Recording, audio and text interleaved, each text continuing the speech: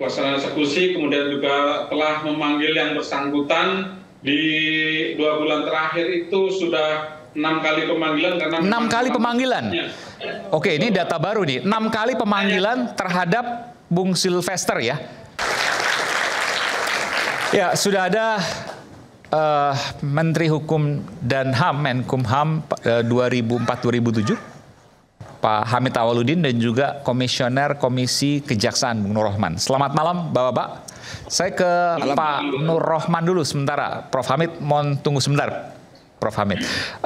Pak Komisioner, bisa mendengar saya? Ya, mendengar, Pak.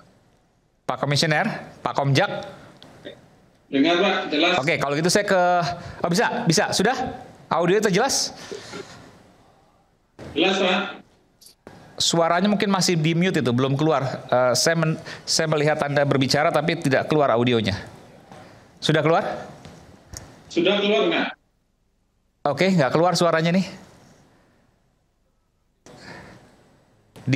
Di sini nggak ada suaranya.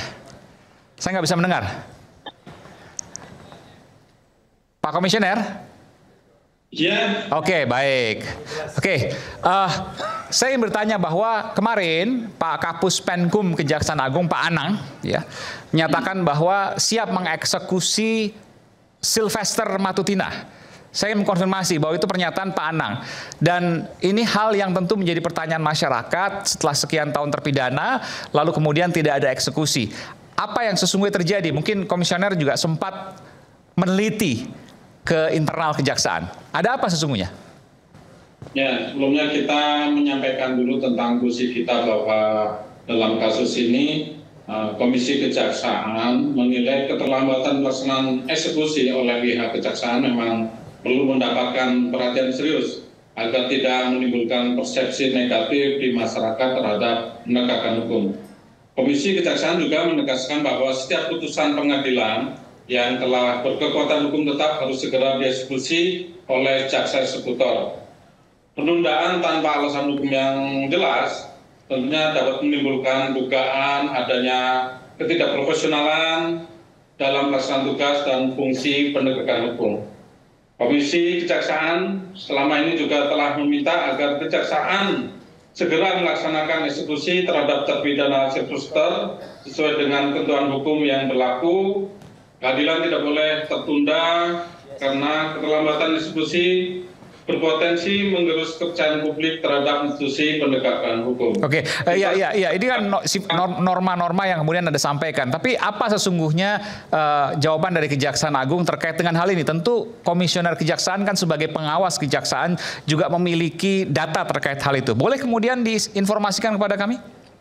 Ya, tentunya kita juga sudah melakukan upaya, diantaranya melakukan kunjungan langsung ke Kejari Jakarta Selatan, dan sudah mendapatkan respon bahwa mereka sudah melakukan upaya langkah hukum mulai dari pelaksanaan putusan dengan prosedural, menerbitkan surat penetapan pelaksanaan eksekusi, kemudian juga telah memanggil yang bersangkutan di 2 bulan terakhir itu sudah 6 kali pemanggilan karena 6 kali pemanggilan.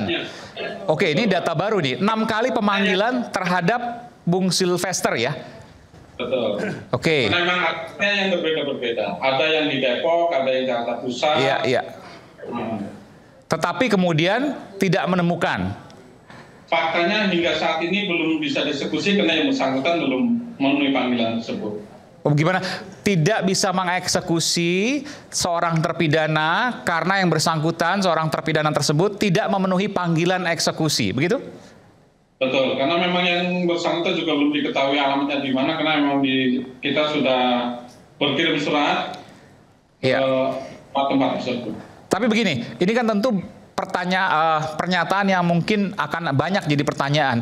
Kalau kasus korupsi bisa, kasus terorisme bisa eksekusinya, kenapa kasus ini tidak bisa, tidak ditemukan dan menunggu kedatangan seorang terpidana?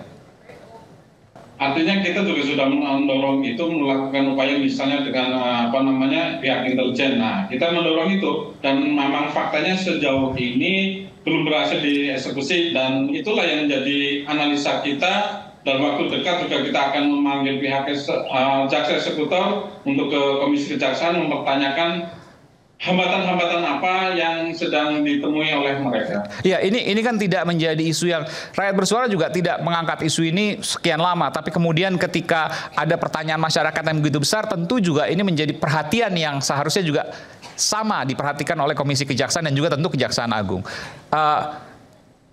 Sekali lagi saya ingin tanyakan kepada Anda Pak Komisioner, ada apa sesungguhnya sehingga publik bisa mendapatkan jawaban dari pertanyaan-pertanyaan ini?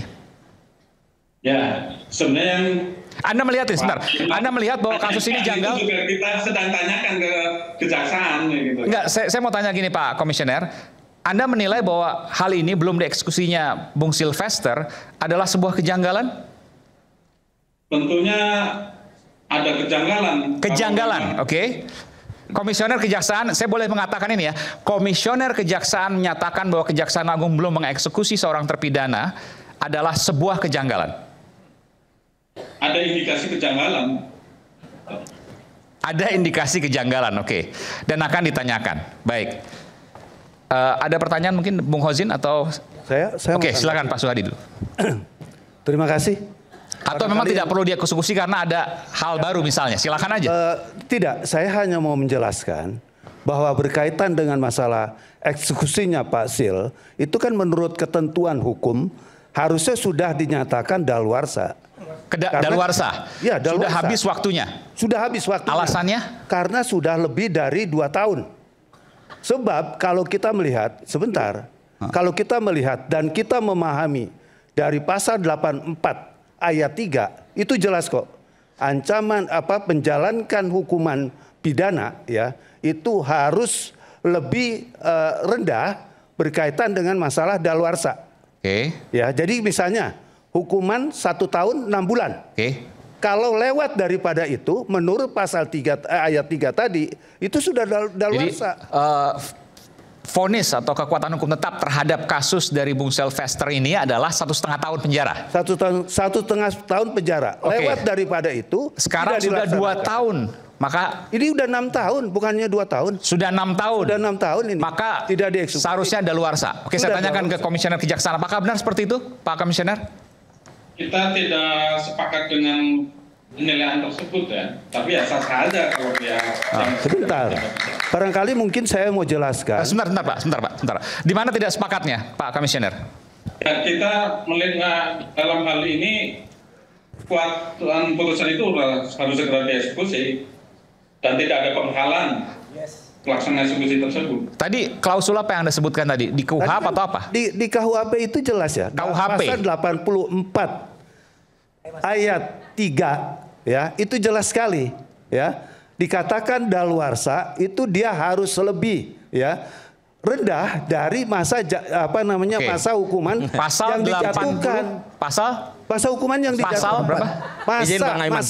Pasal berapa tadi KUHP? Pasal 84 ayat 3. Ayat 3 KUHP. Ya, betul. Silakan Pak Komisioner. Sebentar, Pak. Silakan Pak Komisioner. Ya, kalau menafsirkan seperti itu silakan aja kami. Ya, ini bukan pasal penafsiran. Itu jelas sekali kok dalam pasal 84 ayat 3 itu jelas ya. Dikatakan seperti itu. Jadi bukan pasal penafsiran. Gitu. Jadi kalau dikatakan ini pasal penafsiran itu salah. Ya, apalagi kita menemukan juga dari berbagai pendapat, terutama R. Susilo itu juga mengatakan ya masa daluarsa itu ya itu dihitung dari masa penjatuhan pidana, bukan kepada daluarsa penuntutan, bukan seperti itu. Ini yang harus dipahami dalam konteks pasal Ujinya apa sih Pak? Boleh nggak Pak? Bapak punya ini nggak? Punya redaksinya seperti apa? Ada. Oke, nanti sambil dicari ya. Silakan Pak Komisioner. Ada pertanyaan? Boleh, silahkan dibuka. Oke. Silahkan dibuka pasalnya. Sudah dikirimkan? Ya. Sudah. Oke. Ya. Sudah dikirimkan, boleh ditampilkan di layar biar kita buka sama-sama. Supaya bisa jelas, kita sama-sama jelas. Iya. Saya akan jelaskan lebih panjang berkaitan dengan masalah Saya minta produser untuk aturan-aturan menyampaikan. ini. Sudah bisa? Halo? Sudah bisa? Cuman kalau setiap orang terpidana terus lari terus nunggu daluarsa gini ya rusak bangsa ini. Oh, kecil sekali. Jangan salah juga Mas Roy. Ini udah 6 tahun loh. Pasal 84. Iya. Yang mana? Selama ini kan baru kali ini. Ayat ketiga. Boleh sini, Pak. Yang mana nih? Coba besarin yang ayat 3. Ini nggak bisa besar kayaknya. Ayat 3. Pasal 84 ayat 3. ayat 3. Tulisannya apa ini?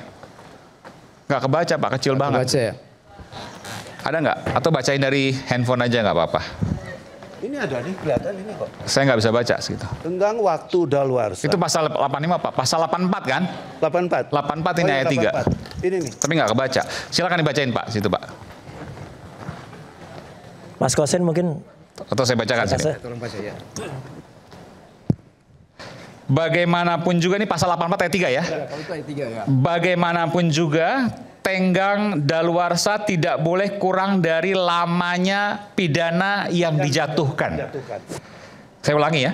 Bagaimanapun juga tenggang daluarsa tidak boleh kurang dari lamanya pidana yang dijatuhkan. ya izin. Tolong baca Kewenangan pasal 84 ayat 1 saya bacakan nih. 1, 2, 3 ya. Pasal 84 ayat 1. Kewenangan menjalankan pidana hapus karena daluarsa. Betul, ya. Oke.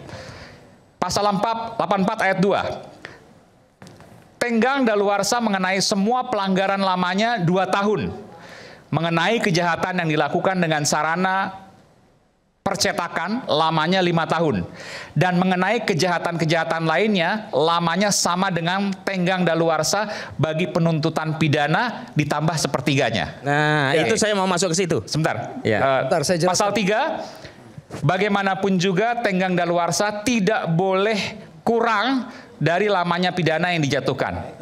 Yang keempat, wewenang menjalankan pidana mati tidak daluarsa. Nih pidana mati. Ya. Kita nggak Izin bicara kalau saya soal itu. menjelaskan ini. Oke, silakan. Nanti saya berikan kesempatan pada Bung Ya, ini Ozi. pasal 84 ayat kedua dulu saya mulai ya. Di situ dikatakan sekali lagi, tenggang daluarsa mengenai semua pelanggaran lamanya 2 tahun, mengenai kejahatan yang dilakukan dengan sarana percetakan lamanya 5 tahun, dan mengenai kejahatan-kejahatan lainnya lamanya sama dengan tenggang daluarsa bagi penuntutan pidana. Dalam kasus Sylvester itu penuntutan pidana itu 2 tahun. Tambah dengan sepertiga, berarti cuma tidak sampai 3 tahun. Ya, Artinya oke. sudah kadaluarsa. Oke, di 84 ayat 2. Ditambah dengan ayat yang ketiga. Oke. Bagaimanapun juga tenggang daluarsa tidak boleh kurang dari lamanya pidana yang dijatuhkan. Tidak boleh lebih, tidak boleh kurang kan? Tidak. Artinya sudah lewat ini waktunya. Tidak boleh kurang misalnya 1,5 tahun ya tidak boleh di bawah 1,5 Ya, tahun. betul. Kalau di atas boleh dong, kan nggak disebutin. Iya. Ya, tapi ayat yang kedua baca. Ayat yang kedua. Enggak, ya oke gini. Saya Ayat ingin 2 jelas merinci itu. itu, Bang Aiman. Tuntutan pidana. Bentar, yang 84 ayat 2 itu untuk kejahatan tertentu lah, percetakan segala macam lamanya 5 tahun. Kejahatan lainnya sama dengan daluarsa bagi penuntutan pidana Tambah ditambah sepertiga. Oke, artinya kalau 6 tahunan mengatakan udah lewat. Tapi kalau pasal 84 ayat 3 harusnya masuk. Kenapa? Karena bagaimanapun juga tidak boleh kurang dari lamanya pidana yang dijatuhkan. Artinya tidak boleh di bawah 1,5 tahun. Kalau di atas mau 3 tahun, 4 tahun, 5 tahun, 6 tahun boleh dong 84 ayat 3. Ya, tidak boleh kurang dari Baik. persoalan sekarang. Nih Bung Aiman ya. Ayat Izin, 2 aja. Bang Aiman. Oke. Dia memasalahkan ayat 2 nih. Ya, saya menjelaskan saya lagi nih ya. Kejahatan-kejahatan lain lamanya sama dengan tenggang daluarsa bagi penuntutan pidana. Ya. Sylvester itu dituntut 2 tahun. Tambah sepertiga berapa? Enggak sampai 3 tahun. Berarti kadaluarsanya kurang dari 3 tahun. Sudah kadaluarsa 6 tahun. Iya, iya. Begini. Penuntutan ditambah sepertiga jadi sekitar berapa tuh? 8 bulan. 2 tahun 8 bulan. Ya. Nah, ini 6 tahun udah. Iya, Oke. izin. Lewat dong. Silakan Bung Hosin. Jadi begini, janganlah kemudian kita memberikan statement Jaksa Agung itu bodoh gitu loh. Kalau penafsiran ini benar, nggak ada perintah dari Jaksa Agung untuk eksekusi. Itu satu. Saya masuk ke sistematikanya ya. Jangan seperti itu. Ya, saya masuk ke sistematikanya. Ya. Makanya saya menilai begitu, gitu. Substansinya adalah demikian. Jadi begini ya, menafsirkan sebuah pasal itu harus sistematis, jangan secara gramatikal saja. Benar tadi ada penjelasan gramatikal, tapi harus sistematis. Kita lihat pasal 84 ayat 2, junto pasal 78. Pasal 78 itu mengatur tentang daluarsa penuntutan. Di situ ada layer-layer. Kalau dia kurang dari 3 tahun, maksimum pasal penuntutannya itu 6 tahun maksimumnya. Kalau dia lebih dari 3 tahun, pasalnya, tuntutan maksimumnya ini bukan dituntut di pengadilannya, itu adalah 12 tahun. Saudara Sylvester Matutina itu divonis 1,5 tahun dari pasal yang maksimum tuntutannya adalah 4 tahun. Pasal berapa? 311 KUHP. Itu maksimumnya 4 tahun. Jadi dihitungnya dari pasal 311 KUHP ancaman maksimumnya adalah 4 tahun. Bentar. Dia masuk layer kedua 3 tahun. Berarti yang 3 tahun itu maksimum daluarsa penuntutannya adalah 12 tahun. Nah, kita masuk ke pasal 84 ayat 2. Daluarsa pemidanaan di ayat 2 itu dijelaskan adalah sama dengan daluarsa penuntutan ditambah sepertiga. Daluarsa penuntutan pasal 311 KUHP adalah 12 tahun ditambah sepertiganya 4 tahun. Berarti totalnya adalah 16 tahun. Nanti kalau Sylvester tahun 2035 ketemu di sini baru dia 16 tahun gimana menyatakan. hitungannya tadi? Ya, sebentar bro. Bentar. 16 tahun gimana hitungannya tadi? Nah, jadi begini 16 tahunnya itu dari pasal 84 ayat 2 daluarsa untuk pemidanaan itu adalah daluarsa penuntutan ditambah sepertiga. Ya, Karena tapi kan, ancaman penuntutan ditambah sepertiga jadi 2 tahun 8 bukan, bulan. penuntutan itu dari pasal 311 maksimumnya berapa? 4 tahun. 4 tahun itu diatur di pasal 78 itu maksimum daluarsanya ada 12 tahun. Jadi 12 tahunnya tambah sepertiganya. Mengacu pada pasal sebelumnya. Iya, dikaitkan Bukan begitu. pada kasus per kasus. Iya, Coba, Iban. tidak. Jadi Izin. bukan dihitung dari vonisnya, bukan dihitung dari tuntutan jaksa, tapi maksimum tuntutan dari pasal itu. 311 KUHP maksimumnya 4 tahun, daluarsanya 12 tahun, pasal 84 ayat 2 berarti daluarsanya adalah daluarsa penuntutan tambah sepertiga. 12 tahun tambah 4 tahun, 16 tahun. Di mana daluarsanya? Kita dibikin bodoh. Sabar bro. Ya. Pasal 78 itu soal penuntutan, nggak ada hubungan dengan Makanya pidana, pasal nggak ada pemidanaan itu hubungan. sama dengan penuntutan ditambah Nggak ada. sepertiga. Dengar dulu. Dihitung Ini 16 pasal khusus, begitu. Pasal khusus 84 Ya sudahlah, khusus. Jaksa Agung dianggap Buat bodoh pidana apalagi saya. hapus. Dengar ini ya, bro. Ya, ini khusus untuk daluarsa itu pasal Saya nggak mau 84. mendengar sesuatu yang menambah saya bodoh. Ayat 2 nih, Bung Aiman Al2 jelaskan ini. Ya tadi Ya kan? perbedaan penafsirannya beda. Kalau ini berdasarkan penuntutan 78 itu penuntutan, ini bukan penuntutan, ini 84 ayat 2. Iya. Karena ada luarsa. Oke, jadi ini bukan khusus kasus per daluarsa, kasus. jadi kita maksudnya. mesti pegang ini. Ada dua pendapat. Saya Harus ingin ke pegang Pak ini, bro. Komisioner Kejaksaan. Pak Bentar dulu. Komisioner. Soalnya saya kasih tanggapan dulu. Ya. Nanti Pak Daki, saya ke Pak Komisioner Kejaksaan dulu. Pak Komisioner. dulu deh. Jadi sesungguhnya yang mana nih kalau kita bicara soal KUHP pasal 84 ayat 2 dan ayat 2 tadi terutama ya soal penuntutan ditambah sepertiga. Silakan. Ya, kalau kita pada hal ini concernnya adalah terhadap eksekusi ya. Di eksekusi ini kita tidak melihat pasal itu. Kita berpendapat bahwa eksekusi ini tidak menurut daluarsa. Eksekusi tidak mengenal daluarsa. Salah itu. Ya, Oke, benar Pak. Oke, silakan. ya seperti itu ada. Kalau memang itu silakan menempuh jalur hukum kan seperti itu ada, Pak. Menempuh jalur hukum maksudnya PK atau seperti apa? Ya, kalau mau PK silakan PK. Oke. Gitu, Pak. Artinya memang dan PK itu tidak menghapus eksekusi. Eksekusi sudah tidak ada penghalang lagi mau PK mau yang lainnya. Oke. Saya tanya terakhir Pak Komisioner, kapan akan bertemu dengan pihak Kejaksaan Agung terkait hal ini? Di minggu depan. Minggu depan. Ini masih hari Selasa. Apa yang ingin disampaikan kepada pihak Kejaksaan Agung? Ya tentunya satu tetap mendorong untuk segera dilakukan eksekusi, kemudian kaitannya kendala-kendala tentunya akan kita analisa. Baik, silakan Pak Suhadi. Ya. Jadi begini, kalau kita memahami dari pasal 84 ayat 3, itu jelas sekali kok. Itu bukan masa penuntutan, tapi penjatuhan hukuman atau yang disebut dengan vonis. Itu jelas sekali di situ. Jadi vonis itu ya itu akan menjadi ukuran berkaitan dengan masa daluarsa. Ya, kalau seandainya vonis itu misalnya 1 tahun 6 bulan itu tidak dieksekusi, ya mungkin kalau sudah sampai 2 tahun 3 tahun itu sudah dikatakan daluarsa, itu nggak boleh lagi dieksekusi. Itu jelas sekali kok dalam pasal 84 ayat 3. Jadi konsennya di situ gitu. Jadi kalau dikatakan tadi tidak ada daluarsa berkaitan dengan eksekusi, itu tidak benar. Karena undang-undang mengharuskan seperti itu. Ada peraturan-peraturan dan kita harus tunduk kepada peraturan. Karena negara kita ini negara hukum. Jadi kalau seandainya misalnya dilakukan dengan cara sembarangan, ini namanya melanggar hukum.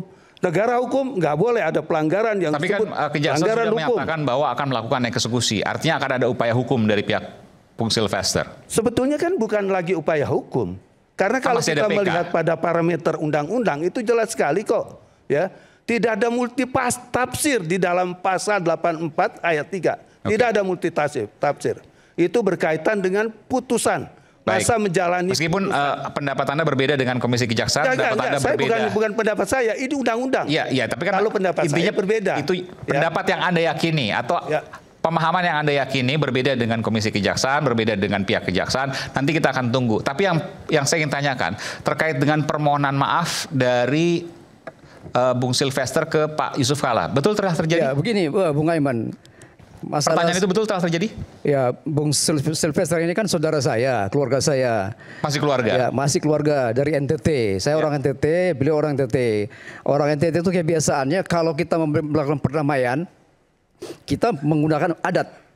Dan waktu itu, Bung Sylvester itu membawa adat, baju adat, diserahkan kepada Pak JK, dan Pak JK itu menerima. Konsep menerima itu artinya sudah terjadi perdamaian. Kalau tidak terjadi perdamaian, sekarang kita telepon Pak JK. Benar nggak Pak JK? Langsung kita tanya JK. Nanti kita akan coba hubungi Bung Hamid Awaludin. Selepas jeda kami akan segera kembali. Tetap bersama kami di Rakyat Bersuara. Bawalah mimpimu ke Mitra 10. Mitra 10, mitra terlengkap. Semua yang ada di dalam mimpimu tersedia di Mitra 10, selengkap itu.